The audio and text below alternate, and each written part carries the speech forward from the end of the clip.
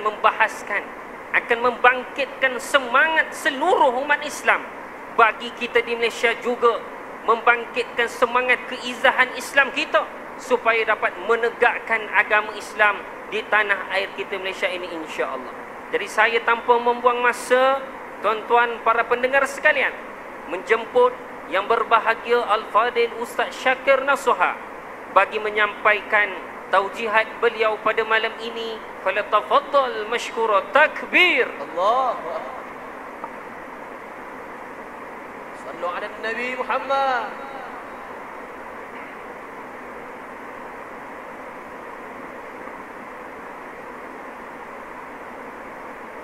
Assalamualaikum warahmatullahi wabarakatuh. Bismillahirrahmanirrahim. Alhamdulillahilladzi tafarda bil wahdaniyah wa tunazzahu an musyabahatil hawadith fi nu'utihil azaliyah.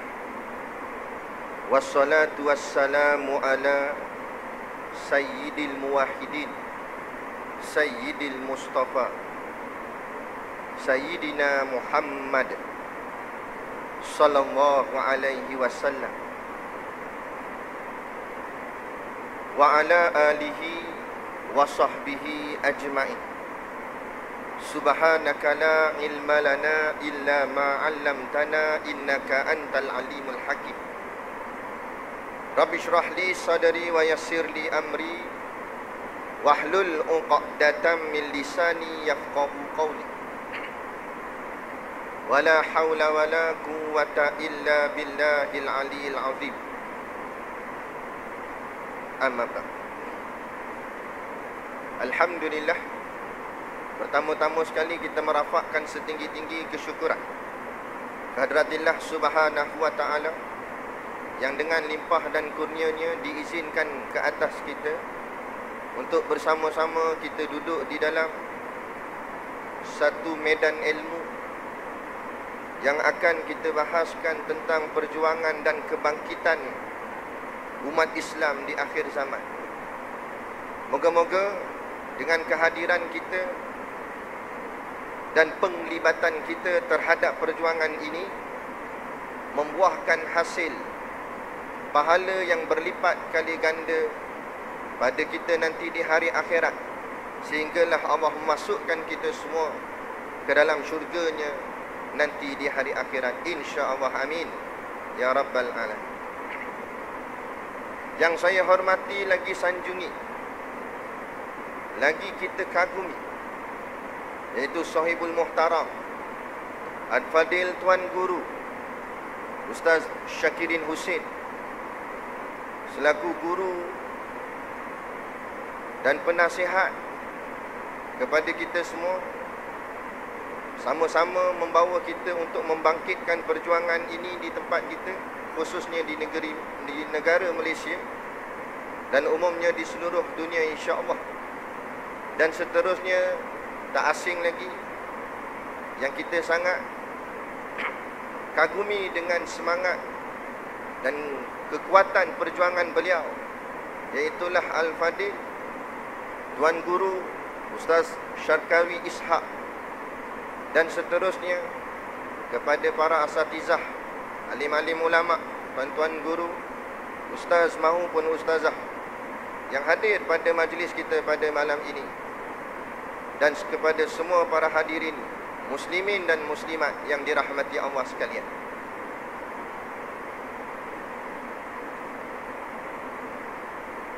Dalam satu firman Allah Subhanahu wa taala di dalam suratul Maidah, surah yang kelima, pada ayat yang ke-90 daripada 120 ayat pada juzuk yang ke-7, Allah berfirman, a'udzu billahi minasyaitonir rajim. Ya ayyuhalladzina amanu innamal khamru wal maisiru wal ansabu wal azlamu rijsun min amali syaitan fajtanibuhu la'allakum tuflihun. Sadaqallahul azim. yang bermaksud ya ayyuhallazina amanu, wahai orang-orang yang beriman, innamal khamru, bahawa sesungguhnya arak itu, wal maisiru dan judi, wal ansabu dan pemujaan berhala, wal azlamu dan juga mengundi nasib dengan batang-batang anak panah, rijsun min amali syaitan, adalah semuanya kotor keji daripada perbuatan syaitan. Fajtanibuhu, oleh itu hendaklah kamu menjauhinya, la'allakum tuflihun, supaya kamu berjaya. Sidang hadirin yang dirahmati Allah sekalian, mutaakhirin ini di negara kita sedang kecoh dengan satu isu yang hangat diperkatakan sekarang, iaitulah tentang isu pengharaman arak yang akan berkuat kuasa pada Oktober 2021 di wilayah Persekutuan, pada tempat-tempat kedai serba neka dan beberapa tempat. Maka isu ni dimainkan oleh kuasa-kuasa jahat yang tak setuju dengan ayat yang kita bacakan tadi. Malah kalau kata-kata ni datang daripada golongan kufar, orang-orang kafir saja tak peliklah pada kita. Tetapi suara ini keluar daripada suara yang mengaku dengan kalimah syahadah, yang mengaku dirinya sebagai seorang Islam. Malah mereka juga tak setuju dengan bahawa kita nak melaksanakan pengharaman arak, penjualannya di kedai-kedai serba neka. Jadi kita ingatkan mereka ini dengan ayat yang kita bacakan tadi dalam suratul Maidah, ayat yang ke-90 tadi. Ya ayyuhallazina aman, Allah mulakan dengan haraf nida, yakni dengan seruan, dengan panggilan. Allah seru kepada kita, wahai orang-orang yang beriman, innamal khamru, hanya senya arak itu, dan yang selebihnya iaitu wal maisiru wal ansabu wal azlamu rijsun min amali syaitan, adalah najis, kotor, keji daripada perbuatan syaitan. Senang maksudnya, kalau kamu pun setuju dengan arak, makna kamu sama keji dengan sama jahat dengan yakni syaitan. Maka sebab tu Allah kata fajtanibu, maka jauhkanlah. Barulah Allah jawab dengan syaratnya la'allakum tuflihun, barulah dengan kamu menjauhkan arak ini, maka barulah kamu akan mencapai kepada kejayaan. Jadi perkara ni terang, jelas. Saya nak ambil sedikit petikan daripada kata-kata salah seorang daripada pimpinan kita, iaitu Tuan Guru Ni Abdul Aziz Nikmat. Dalam satu kata-kata beliau, bahawa beliau mengatakan bahawa arak ni sudah maklum bahawa ianya haram. Rata tempat, rata mana kuliah ustaz-ustaz kita daripada dulu yang dah meninggal pun ada, yang baru nak naik pun ada, semua mengajar di mana-mana surau masjid kuliah agama, sepakat semua mengatakan bahawa arak itu haram.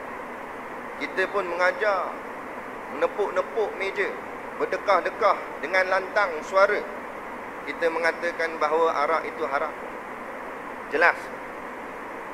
Tetapi dia kata, beliau berkata, kalau hanya dengan menyatakan bahawa ianya haram, itu sudah jelas di dalam ayat Quran. Persoalannya tindakan. Siapakah yang nak mengambil tindakan untuk menegakkan apa yang disebut oleh Quran tadi? Bahawa kalau hanya sebut haram, memang haram dah disebut dah, tapi nak bertindak mengharamkan arak tu, maka kata Tuan Guru Ni Aziz, sebab itulah kita perlukan pemerintahan yang bercorakkan Islam. Maka tak perlu dengan bercakap, hanya dengan menggerakkan pen, menurunkan tanda tangan, maka arak boleh diharamkan atau dihentikan di atas muka bumi Allah yang mulia ini. Sebab tu kita kena faham, perjuangan ini bukan hanya di atas kitab.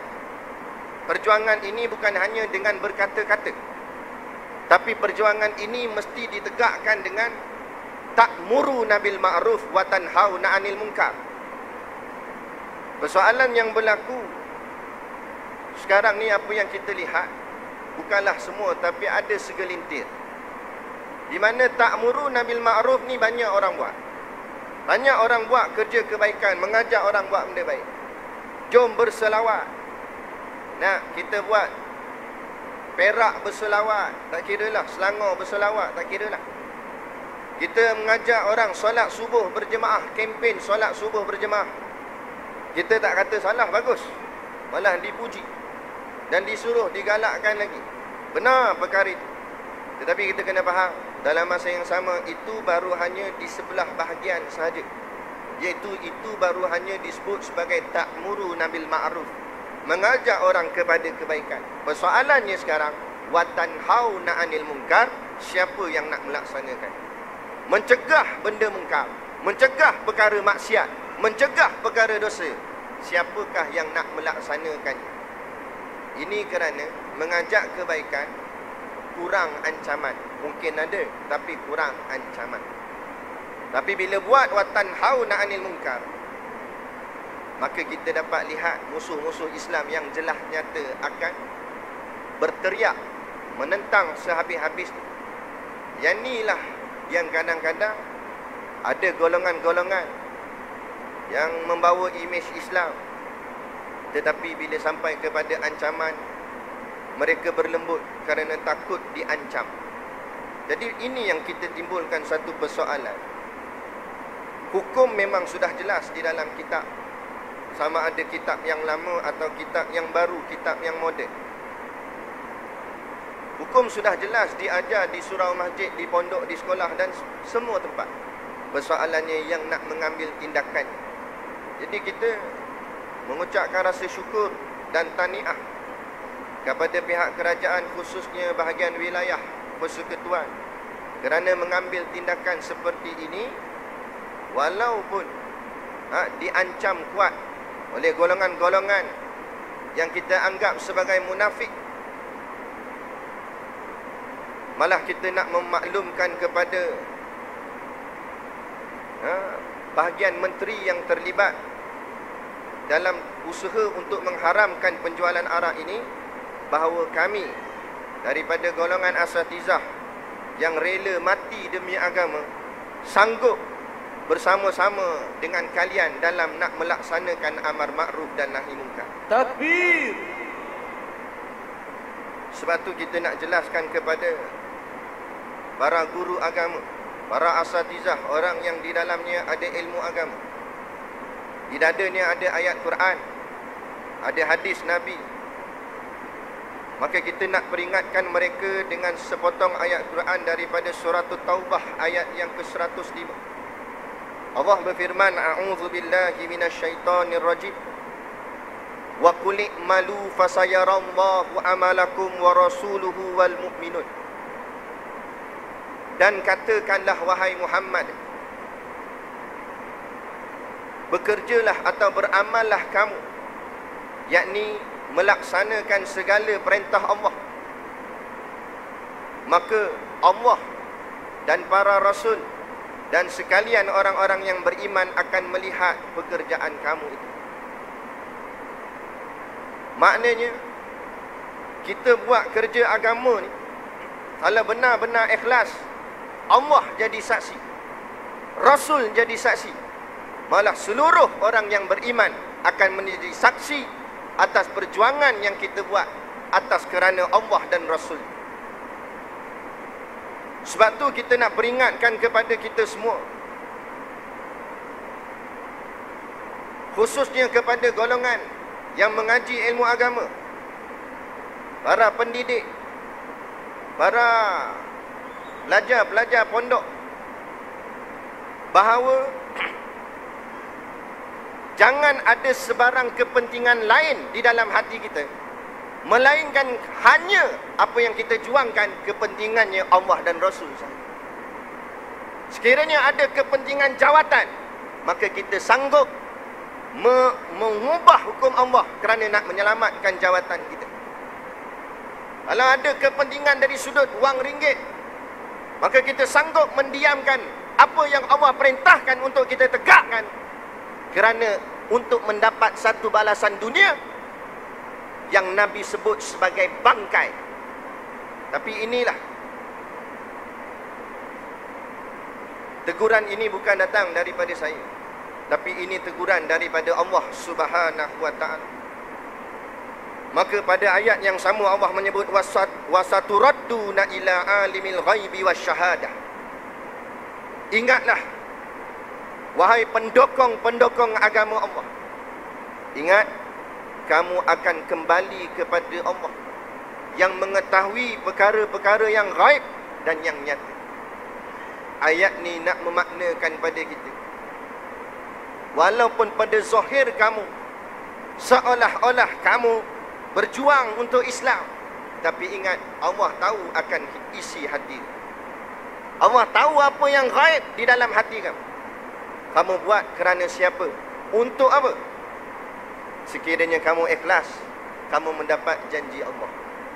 Tapi sekiranya kamu buat kerana sesuatu, kamu berselindung di sebaliknya, maka kamu tunggulah dengan azab Allah yang amat siksa. Maka Allah sebut fayunabbiukum bima kuntum ta'malun. Nanti di hari kiamat, Allah akan menerangkan kepada kamu apa yang telah kamu kerja. Apa yang kamu buat, Allah akan tunjukkan balik. Maka kalau yang kita buat itu kebaikan, maka baiklah apa yang ditunjukkan oleh Allah. Maka kalau yang kita buat tu berselindung atas nama kebaikan, tetapi hakikatnya jahat, hakikatnya ada unsur-unsur duniawi di dalam hati kita dalam memperjuangkan agama Allah, maka Allah akan pertunjukkan nanti di hari akhirat. Moga-moga kita tidak termasuk dalam golongan yang seperti itu, insya-Allah. Sidang hadirin yang dirahmati Allah sekalian, sebab tu dalam mempertahankan agama Allah, golongan yang berilmu tidak boleh bermudah-mudah, tidak boleh mengambil jalan selisih, tidak boleh mengambil jalan. Hari ini kita lihat, apabila perjuangan itu seolah-olah nampak sudah hampir kepada kemenangan, maka kita perlu ingat pada peristiwa perang Uhud, yang tiap-tiap kali kita ke umrah pasti kita akan ziarah ke medan Uhud. Menjadi satu sejarah penting bagi kita umat Islam, di mana dalam peristiwa tersebut Nabi telah memberi arahan kepada tentera Islam, bahagian pemanah, supaya jangan turun daripada bukit walau apa pun terjadi.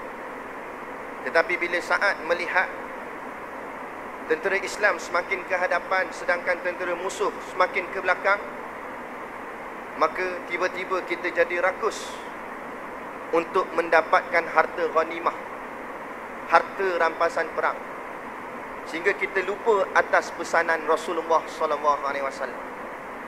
Akhirnya apa yang berlaku? Tentera Islam dikepung oleh tentera kafir daripada belakang, dan akhirnya Rasulullah dicederakan pada waktu itu. Jadi ini sudah menjadi iktibar kepada kita supaya kita berhati-hati dalam perjuangan. Ingat pesan guru kami, yakni Tuan Guru Haji Siddiq bin Muhammad Nur, Tok Guru kita berpesan, selagi mana kaki, dua belah kaki kita, selagi mana tidak masuk dalam syurga Allah, selagi itu kita tidak ada zon selamat. Selagi itu tidak ada yang dipanggil sebagai zon selesa, melainkan setelah kedua-dua belah kaki berada di dalam syurga Allah. Maknanya, walaupun mungkin dulu kita lara, sekarang kita sudah duduk di tempat yang baik, duduk di pondok, duduk mengaji bersama dengan alim ulama, atau kita duduk dalam sebuah jemaah Islam, jangan ingat kita sudah mendapat tiket syurga. Belum tentu. Kadang-kadang Allah uji kita, mungkin kita terlepas dengan ujian yang dalam bentuk maksiat zahir. Tapi hati-hati dalam gerak kerja buat kita, usaha kita mempertahankan Islam, berjuang kita. Kita takut-takut di dalam hati ini termasuk unsur-unsur riak, takabur, ujub dan sebagainya. Yang akhirnya kita berjuang lagi bukan lagi kerana Allah, tapi kita berjuang kerana nak mendapatkan sesuatu kepentingan pada diri kita.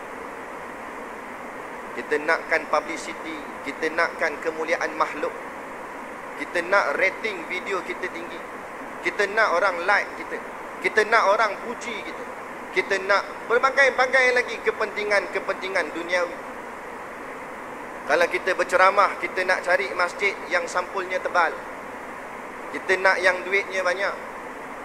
Seperti mana kata Habibuna Rizik, imanuhum fi sampulihim, Ustaz, dia kata iman mereka itu duduk dalam sampul. Ingatkan penyakit ni di Malaysia je, kat Indonesia pun ada juga. Jadi itulah. Jadi jangan ada di dalam hati kita ada kepentingan-kepentingan duniawi. Sebab itulah kita dalam orang yang mempelajari bahagian agama ini, tak dapat tidak tugas kita selepas kita memahami akan ilmu ini adalah dengan kita beramal. Beramal bukan hanya untuk diri sendiri, tetapi beramal diri sendiri dan juga seluruh masyarakat. Sebab kita sebagai da'i, sebagai penggerak dan pendidik. Ingat dalam satu sabdaan Nabi SAW, Nabi menyebut man su'ila min amalin, man su'ila min ilmin, barang siapa yang ditanya akan suatu ilmu, fakatamahu, lalu ia menyembunyikan ilmunya, tak nak jawab soalan. Dia sangka dia tawaduk dengan tak jawab, padahal dia mendiamkan ilmu. Sedangkan orang memerlukan ilmu, masyarakat dalam keadaan jahil. Fakatamahu, lalu ia menyembunyikannya. Maka Nabi menyebut al-jamahumullah humin nar, maka dia akan direjam, akan dicambuk daripada api neraka yaumal qiyamah, pada hari kiamat nanti. Hadis riwayat Imam Abu Daud. Jadi cukup dengan hadis ni, dan kita tambah lagi dengan satu lagi dalil, seperti mana yang disebut di dalam kitab Ayyuhal Walad.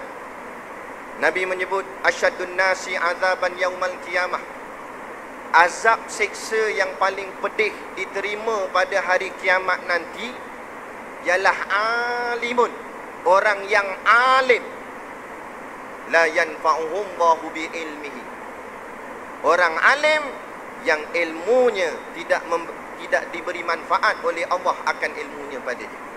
Maknanya dia ada ilmu, tapi ilmunya tak dapat memberi manfaat kepada agama Allah. Tak boleh nak tolong agama Allah. Ilmunya hanya sekadar menunjukkan sijilnya yang, orang cakap apa, berlambak-lambak. Kitab, mengaku depan orang, khatam kitab ni, berjilid-jilid kitab khatam. Pantang nampak tok guru mana, lalu dia kata ni tok guru hamba, ni tok guru saya, ni tok guru aku dah ni. Nak pantang dengar nama tarekat, dia kata ni tarekat aku bai'ah tarekat ni, aku ambil tarekat ni. Nak, tapi saat Islam dihina, saat orang kafir dengan munafik nak lawan pengharaman arak, tapi kita yang konon-kononnya alim mendiamkan, langsung tidak mempertahankan supaya benar-benar arak ini diharamkan di atas muka bumi kita. Jadi ini satu pesanan yang kita bawa dalilnya daripada ayat Quran dan juga hadis Nabi SAW. Supaya jangan kita menganggap seperti mana yang disebut tadi, jangan kita menganggap kita berada di zon selisih. Jangan ingat kita lilit dah kain serban atas kepala kita ahli syurga, selagi mana belum lagi kita melaksanakan perintah Allah dengan menegakkan hukum hakam Allah di atas muka bumi. Kalau kita nak berbangga dengan hanya jubah semata, Arab jahiliah dulu juga berjubah. Abu Jahal, Abu Lahab pun berjubah. Tetapi jubah yang kita sarung ni bukan jubah Abu Jahal dan Abu Lahab. Tapi jubah yang kita sarung adalah kerana kita ittiba', kita mengikut akan jubah baginda Nabi SAW. Jadi bila kita ikut akan jubah Rasulullah, jangan di jubahnya saja yang kita ikut. Kita ikut akan sunnah baginda Nabi SAW, iaitu yang banyak dah orang meninggalkannya, iaitu sunnah perjuangan baginda Nabi SAW. Untuk tidak melewatkan lagi masa, kerana ada lagi 2 orang pemidato yang sangat gempak dan hebat. Saya ni bahagian buka jalan ni, muqaddimah. Baik, jadi saya habiskan dengan satu ayat Al-Quran daripada surah Taubah ayat 111. Allah Subhanahu wa taala berfirman yang bunyinya, a'udzubillahi minasyaitonir rajim. Innallaha ashtara minal mu'minin. Sesungguhnya Allah telah pun membeli orang-orang yang beriman. Apa yang Allah beli? Anfusahum, akan jiwa mereka. Wa amwalahum, dan harta benda mereka.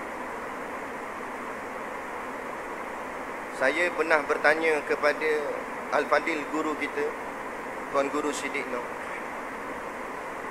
tentang soal jihad. Kata Tuan Guru, kita ni bukan lagi menginfakkan harta, bukan lagi menginfakkan duit ringgit, tapi kita infak dan wakafkan nyawa kita untuk jalan Islam. Daripada hujung rambut sampai ke hujung kaki, kita serahkan semata-mata kepada jalan agama. Andai kata Islam memerlukan batang leher kita, akan kita serah batang leher ini untuk Islam. Andai Islam memerlukan darah kita menitis di atas tanah, maka akan kita serahkan darah ni mengalir di atas tanah. Kalau Islam memerlukan nyawa kita, kita akan serahkan nyawa ini demi Islam. Inilah yang ayat Allah menyebut, innallaha hashtari minal mu'minina anfusahum wa amwalahum. Sesungguhnya Allah telah membeli kepada orang beriman itu akan jiwa mereka, diri mereka, dan harta benda mereka, bi anna lahumul jannah, dengan syurga Allah.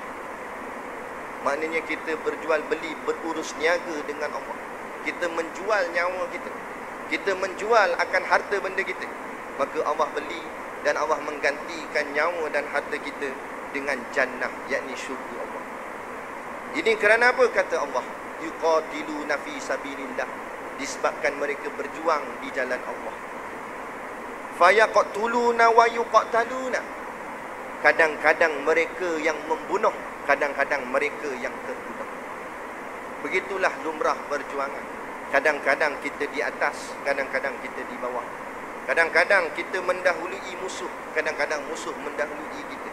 Bukan persoalan siapa ke depan, siapa ke belakang. Persoalannya saat Islam dihina, di manakah kedudukan kita.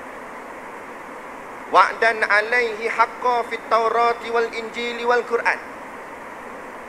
Dan janji syurga itu, kata Allah, sebagai satu kenyataan yang benar daripada janji Allah di dalam Taurat, Injil dan juga Quran.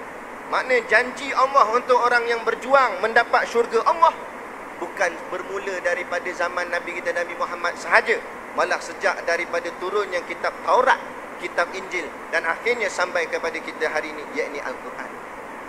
Maka Allah sebut, waman aufa bi ahdihi minallah.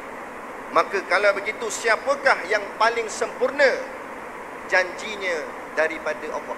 Mana kalau kamu berjanji dengan makhluk, kadang-kadang makhluk khianat. Tapi kalau kamu berjanji dengan Allah, Allah takkan mengkhianat akan kita. Kadang-kadang kita yang khianat kepada janji kita pada Allah. Fastabshiru, maka bergembiralah kamu, kata Allah, bibai'ikumul ladzi bay'tum bih. Bergembiralah kamu atas jual beli kamu, urus niaga kamu dengan Allah Ta'ala. Sebab itulah disebut bahawa berurus niaga dengan makhluk kadang-kadang untung, kadang-kadang rugi. Tapi kalau kita berurus niaga dengan Allah, takkan ada istilah rugi. Untung seuntung-untung. Orang yang berjuang dia merasai kelazatan perjuangannya. Di dunia lagi kadang-kadang Allah sudah nampakkan, apatah lagi nanti di hari akhirat. Wa dzalika wal fawzul azim. Dan demikian itulah sebenar-benarnya kemenangan yang paling besar, iaitu kemenangan yang sebenar, mendapat syurga Allah. Seperti mana yang kita sebut tadi, zon yang selamat bagi pada kita pada sebenarnya, iaitulah apabila kedua-dua kaki kita sudah masuk ke dalam syurga Allah. Maka inilah yang disebut pada ayat ni, itulah wal fawzul azim. Itulah kemenangan yang sebenar-benar kemenangan. Bukan kemenangan ini hanya semata-mata untuk mencapai Putrajaya sahaja. Apa guna kalau sampai ke Putrajaya tetapi kita tak dapat mencorakkan bumi Allah ini dengan corak Islam yang sebenar. Jadi yang sebenarnya kemenangan adalah bukanlah melangkah kaki di Putrajaya, tapi melangkah kaki di dalam syurga Allah. Moga-moga kita semua yang hadir pada malam ni bersama-samalah kita nak bersatu. Tak kiralah sama ada daripada golongan agamawan ataupun golongan yang walaupun mungkin kadang-kadang dia tidak ada apa-apa, ilmunya kurang, amal pun kurang, tapi sekurang-kurang apa yang kita nak fahamkan pada masyarakat, sekurang-kurang walaupun ilmu kita tak banyak, amal kita tak banyak, tapi di dalam hati kita ada kecintaan kepada Allah dan Rasul, dan kita sanggup mati kerana Allah dan Rasul, maka itu lebih mulia daripada orang yang alim berjilid kitab, tetapi saat Islam dihina, dia sendiri lari ke belakang dengan kitab-kitabnya sahaja. Jadi cukup sekadar itu pada malam ni yang dapat saya kongsikan. Moga-moga dengan pencerahan daripada dua orang pemidato kita yang orang cakap apa, tak asing lagi akan kehebatan mereka, menambahkan lagi semangat kepada kita untuk terus istiqamah dalam perjuangan Islam. Tak kira apa pun yang mendatang, halangan apa pun yang ada di hadapan kita, kita tetap istiqamah dengan perjuangan ini sehinggalah Allah memisahkan jasad dan juga roh kita, insya-Allah. Jadi sekadar tu, wabillahi taufiq wal hidayah. Wassalamualaikum warahmatullahi wabarakatuh. Takbir.